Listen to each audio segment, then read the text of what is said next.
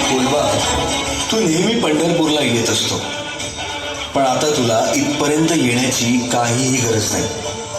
तू चंद्रभागेच्या काठी कळमेश्वर सावनेर जवळ धापेवाडा या गावी जा. तिथेच चंद्रभागा नदीच्या डोहात तुला विठ्ठल रखुमाईची मूर्ती सापडेल. डोहातून ती मूर्ती तुला काढायची आहे आणि तिची स्थापना करायची आहे.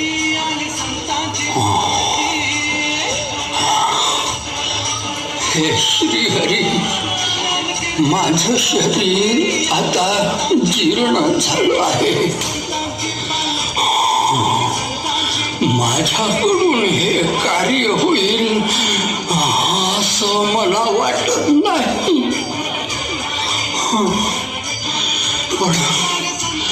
पण अशी परिस्थिती माझ्या नशिबी काय आली श्रीहरी.